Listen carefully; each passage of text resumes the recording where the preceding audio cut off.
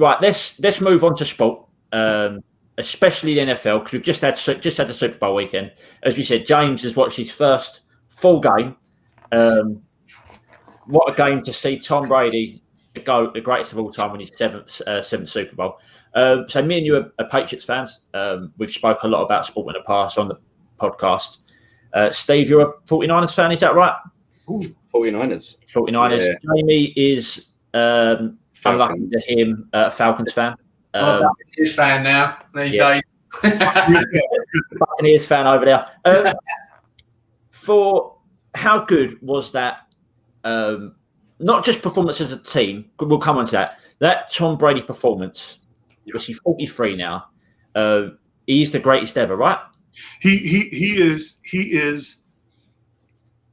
unequivocally the finest athlete that I've ever watched. Now Jordan had drive, Jordan had skill, but Jordan had skill upon skill upon skill. Tom Brady is a potato. He is a potato that's turned himself into a filet mignon, right? I mean, he is a master manifester. A more confident person you're not going to find. And again, as I said earlier, I think that's half of any of this. Hard work, confidence. You got to believe in yourself. You got to work hard. Yeah. And the guy is tireless at that. And a master manifester. He sees and points in a direction he wants to go. He knows the long game, and he does everything that he has to do to get there. Not only that, but he can get people to buy in and bring them along with him. He went to a garbage team, took the Patriot way, which is the Bill and Tom Brady way, right? And turned this ball club, brought some key components in, and turned this ball club into this profound force where everyone plays their role. And their role could be awfully, I mean, Antonio Brown. I mean, when Antonio Brown was with the Pittsburgh Steelers, oh my goodness, the guy's a client. He's insanely arrogant, and you can't even be in the same room as the guy. But this evolution of this human that you've seen being in the presence of Tom, being tutored by Tom. What did he have? 2 catches in a Super Bowl? Yeah.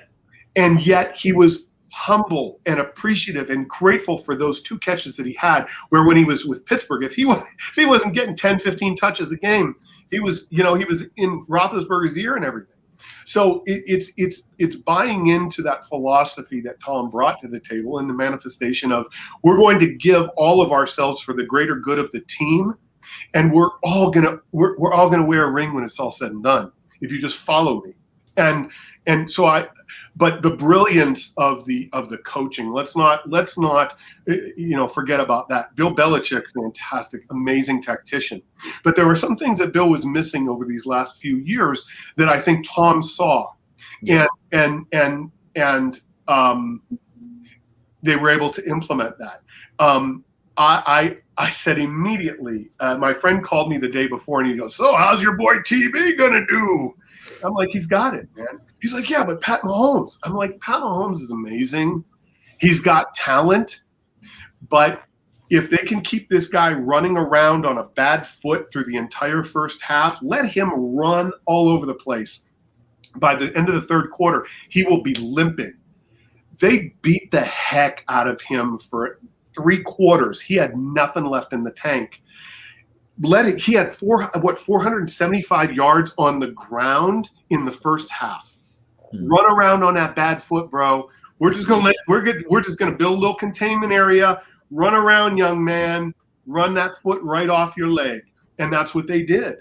Defensively, back up, let them catch passes in front, come up, make solid tackles, frustrate them, and then there's Tom on the offense. Pick, just chipping away a little bit, frustrating them, and then using that psychological game that Tom does so well.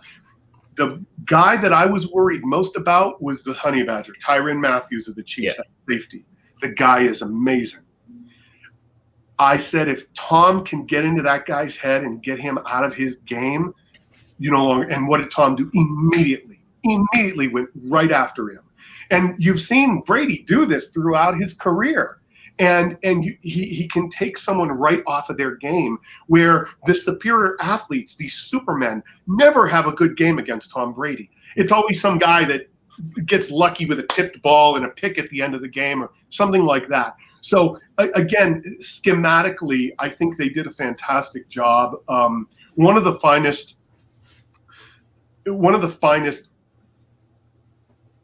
choreographically, you've got to give dramatically planned football games I've ever watched, and I love it. I mean, you've got to give Todd Bowles as much praise as anyone there. That as you say, to keep Mahomes quiet. Me and Steve spoke about before, and me and Jamie spoke about. Like, there's a lot of us that do fantasy football. Mahomes is the best quarterback in the league right now. Right. If you look at it on every way, to keep him quiet, he's never had a game through college and his pro career without scoring a touchdown. You've got to give Todd Bowles every bit of credit you can. Absolutely. But let's face it, that Super Bowl was the Buccaneers versus Mahomes. Without a doubt. 100%. You know what? Just from my perspective, that has not got a clue. Literally, I was texting these guys what are the rules while I was watching it. That's what it felt like from my perspective as well. And that's not even like all I can remember from their team. And he's the only player that I can remember, because I remember saying to Daryl in particular, the angles that guy was throwing balls at was ridiculous. He was getting taken off the back foot with his feet off the floor, still launching the ball at an angle and still finding the guys. Well, nearly finding them most of the time. Yeah. But I was just thinking, how is he still managed to get, these? So he did, to me, just from watching, I could tell that there was something about him. Yeah. But I didn't know to what level. I didn't know he was, from what you were saying, the best in the league after time. Yeah. So. Yeah, his athletic ability is superior. His intelligence is superior. His ability to know exactly what his body is going to do and what that ball is going to do when he releases it. But he grew up. Think about this again now. Back to the manifestation and finding that person who you really are. This is a kid who grew up with two parents that were superior athletes, who probably brought him along with the belief in manifestation and believing in yourself and doing the work that you need to do. Yes, you have to have a lot of natural ability. But let me tell you, I've been around a lot of professional athletes, and especially football players. The average career is 2.5 to 3 years for the average football player, and insanely athletic individuals, insanely athletic gods, right? Who get bounced out of the sport because they don't have those extra components of belief, of the soul, and being calm. Pat was getting the heck beat out of him, and the kid remained calm the entire game. And Pat Mahomes didn't lose that game. Pat Mahomes did it as good as he could have done with what that defense of the Buccaneers gave him. And let's not forget that moreover than any other player on that field, I said the guy that's going to be the difference maker is Devin White, the linebacker for the unbelievable. I said if those linebackers smash Kelsey every time he comes out of his stance, no free releases, beat the heck out of Kelsey, take care of that, and then let Devin White's speed just go sideline to sideline. And as Devin White went, that's how that defense was going to go, and it was spot on. I mean, it was and double teaming Tyreek Hill as well. That exactly. Slide that safety over. Let everybody in the stadium know why clown the coverage, right? The guy they literally call him the cheetah for a reason, because he's faster than everybody else on the field, more athletic than anyone else on the field, and teams constantly clown their coverages to try and fool Pat Mahomes into that's not double coverage. It may be, it could be. Slide the safety over there, show the whole stadium he's double covered, and then let everybody else do their job. And if everyone else holds their water, good things will happen. And 9 points. 9 points. Yeah. Right? Crazy. Yeah. James, I heard you say then, why is it so short? There's a lot of reasons for it. Remember, it's a very physical game. The amount of hits they're getting per game is ridiculous. You've got thousands of, well, hundreds of colleges countrywide that are sending people to the draft. The 53 men on a roster. There's so many people, and if you're not up to scratch, these teams cut you. It's not like the Premier League where if you have a bad run, you're going to get into another team. Yeah. If you're not good enough, you're out, and it's very hard to get another chance. Okay, fair enough. So that just makes even more so that I guess that someone like Tom Brady, who have only just come in, like, what an achievement that is then. It's 20. Is that 22 years now? 20. That long. 21 years. Yeah. You've got to have something special then, haven't you? Really. And he's only missed one season through injury in 21 years. I heard you was talking about how a quarterback might get into the mindset of someone else. Like, how would they do that? It's different. It's different for every player. And I both played high school football, but I coached at the high school level, grade school and high school level as well. And then I did a lot of clinics and been around with pro and college sports for a long time. I did color commentary on the radio and everything. I love footballs, and art is what I do for a living. That's in my what you enjoy. Right? So you just do some homework on you got to watch a lot of film on the tendencies of the other players, but also, and now with the internet, you can really figure out the psychology of key players on the other side of the field from you. And as a superior athlete as Tom Brady is, he understands the psychology of a Tyrann Mathieu, a guy who is a superior athlete that does superior things, that is strong of mind, is strong of soul. And you just a lot of times quarterbacks they won't throw at those guys. They won't take the chance and throw at those guys because they are so superior. They know that there's less than a 50-50 chance that they're going to be successful throwing to a receiver that's covered by a Tyrann Mathieu. Well, Tom doesn't do that. Tom goes right at a guy. So now you have a guy in Tyrann Mathieu that maybe fell asleep a little bit because he's not used to being thrown at. And now he's got it covered. Holy crap. This guy is throwing bullets past me. And now you beat him once or you beat him twice. Couple little passes underneath where he's got to come up and make a tackle rather than bat that pass away. And now he's in his head. I'm coming at you. I'm coming at you. Look, yeah, keeping them guessing. And now you have the world, and Matthews knows he's got the world watching him. Oh my God, Tom Brady just completed 3 passes on my guy, and now a guy like that. Now he puffs up his chest, and now he's got to prove to Tom Brady that he is superior. So he takes chances. Right? They're running the ball. He's got to come up and make that hit faster than anybody else.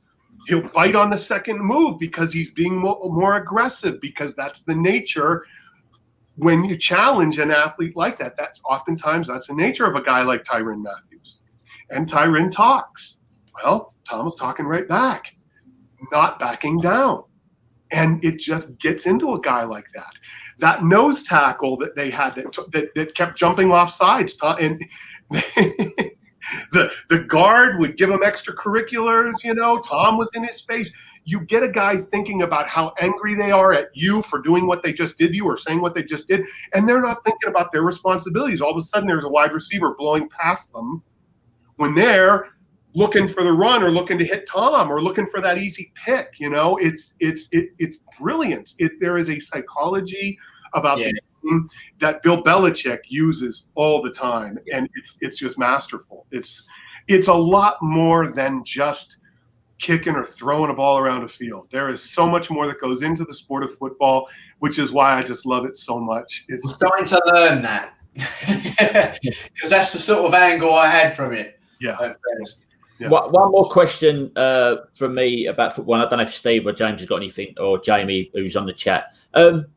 Now, we've seen, obviously, Tom leave for the Buccaneers, which hurt me inside deeply, and even more so when Gronk went as well. Yeah.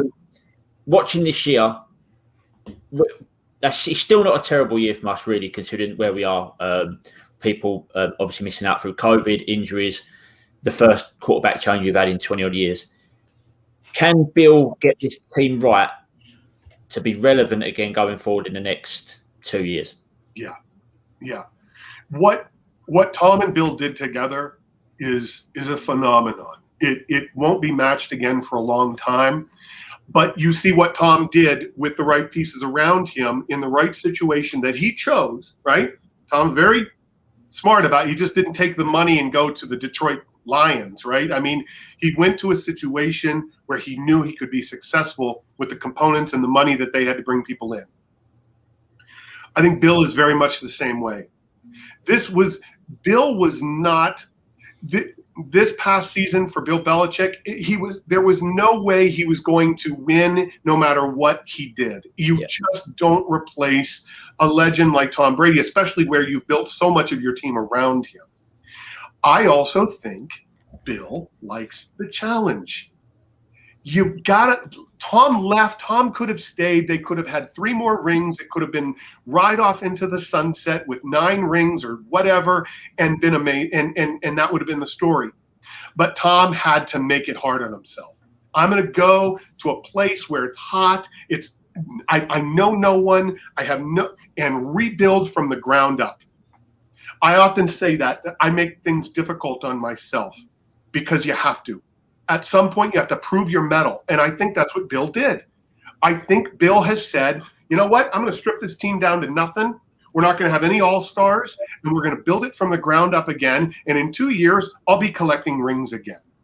I think it's the nature of that personality, of that archetype person, that at some point you got to tie your hands behind your back and see if you can MacGyver, see if you can Houdini, see if you can get out of it and prove it again, especially without the greatest quarterback in the world.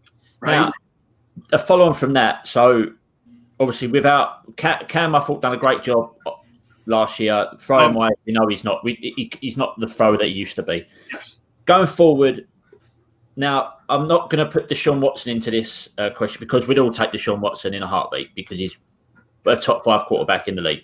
Yeah. What quarterback, if you were Bill, would you go get? Because personally, for myself, and the way Bill was in the past, I'd go get Jimmy Garoppolo. I was about to say Garoppolo. Yeah. But providing he's not injured for the whole season like this year. And he's injury prone. He's been injury prone since you've got the Pats. Yeah. You keep Cam. You bring in a guy like like a Brian Hoyer that can carry the water for a game or two. You keep Cam Newton. Cam will sign for next to no money again. I think Cam loves being there, and I think Bill loves Cam. But Cam has his limitations, and I think Matt Ryan's garbage. Nice comment. All day. Garbage. Matt Ryan has had more Pro Bowl receivers and more Pro Bowl offensive linemen, and can't get the job. Matt Ryan's garbage. Matty Ice, whatever. Go serve ice cream, bro. Jimmy Garoppolo is handpicked. I understand, and I said, let Jimmy go, become Jimmy. Let him go and do it. Break his bones, earn his meals. Let him run his own thing, and then he gets to come back home and win more rings with Bill. And I think a Jimmy Garoppolo and Cam Newton combination would be very interesting. You're now taking the 2 very diverse styles that we have in the NFL now, this athletic, almost like a wing T type of a quarterback, this read option situation with Cam Newton, which can be very effective. But now you've also got this passer, and I've never been a fan of the dual quarterback type of thing. But if Cam is brought in for situations a lot like they do with the kid in Hill, the kid in Tyson Hill. Tyson Hill down in Saints, that type of a thing I wouldn't mind. But I think Garoppolo, I think barring injury, I think that's why you still have like a Brian Hoyer or a Cam Newton to back him up. But I think Jimmy is the perfect quarterback to come back, and I think that he can deliver, at least getting us to the dance. I'd love to see a Garoppolo Brady. That'd be unbelievable. And frankly, Brady and the Bucks have to go to New England this year on the regular schedule. Ooh. So We were out there. We were meant to be out there at the end of this year. We were hoping to sort of get to I was hoping to get to a Bucks game even more now to see Brady, but obviously we're not going now. But that I'd have done anything to have seen Brady at Foxborough one more time, and to get to watch it next year on TV, it'll be brilliant as well. Yeah, I think as long as he gets the right reception. Say again. As long as he gets the right reception from fans. If there's anything bad, it'll ruin it. But him and Gronk going home will be fantastic. Yeah, and I think the fans will. There's not going to be hate there. There's just I listen to a lot of sports talk radio from New England, and the last couple of days has been nothing but love. It was a win for all of us. Yeah. You know what I mean? Because it validated our support of Tom Brady for the last 20 years. When everybody says cheater, deflategate, blah blah blah blah blah, he's paying off the refs, this and that. It's all Belichick. What he did Sunday validated our fandom for Tom and our belief in Tom. So, yeah. Have you read the Dynasty book? Man like me, he's learning as he goes. Have you read the Dynasty book that got brought out last year about the Patriots dynasty? No, I have not. I actually listened to it on Audible recently, and if I think I can share it for free with someone else, I'll send it over to you. That is fantastic. Oh, that would be awesome. There's a lot of sort of kissing ass, I'd say, to the because it is a Patriots book, but learning the story of Deflategate, Spygate, Brady's hand injury before the Jaguars game the other year. Brilliant. Just to hear that insight is fantastic. And if I can, I'll send it over to you for sure. Steve, Jamie, have you got any questions for KJ before we start wrapping things up?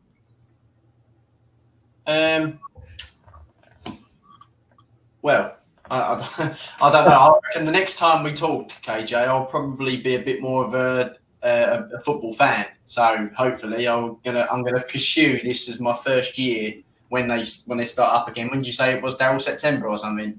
September will be. Yeah, you've obviously got the draft coming up, all that stuff coming up, which is great. These Sunday, keep me in the loop all the time anyway. So this first Sunday is the worst Sunday of the year. Yeah. We have 17, potentially 22 Sundays in a row, which is just incredible. Yeah. And then, especially for us here, where it's later in the day, so it's 6 o'clock start in the evening here, all the way through till sort of 4 o'clock. Oh. And it's fantastic. And a lot of the stuff I'm watching and go work, and it's just our Sunday evenings. It sort of gets you through. Mm-hmm. We've now got all this time with no football going forward for 7 months. Sundays become like there's nothing to watch in the evening now. Like all my Sundays geared up to football, and there's a group of us that are in fantasy leagues together, and I do dynasty, and it just takes up so much of my time. I love it, and this is the worst time of the year now, especially how cold it is over here as well. It's not nice. It's great. I can't wait for it to get back, and the draft is one of the best nights of the year as well. And just seeing teams build and free agency, and like this Deshaun Watson news is going to be big going forward as well. So one more thing, where do you think Deshaun will go? Do you think he'll leave, or do you think he'll stay? Well, the team is saying they have no desire to trade him. Free agency is a weird world anymore. It seems like a few select players are getting boatloads of money, and then there's also people like Le'Veon Bell, who had to sit a whole year because no one wanted to pay the price that he thought his value was. So, and that also proved out that maybe other players can come in at less value, less price, and give you equal value. So it's a very interesting way that the league is right now. But the intrigue starts here in a few weeks with free agency again, and you mentioned the draft, and I'm going to be doing my homework. I'll look at all different players and prospecting and everything like that. And again, I kind of create my own scenarios, what I think will work. And then I love watching what Bill Belichick, for instance, does and see if that aligns, and why did he do that, and learning, and it's been incredible. So for sure, and I can't wait. I think that's it. Anything from you two boys? No, I think thanks for coming on. It's been honestly really great conversation. Loved every minute of it, mate. Thank you again. Fantastic, and thank you for showing us that art as well.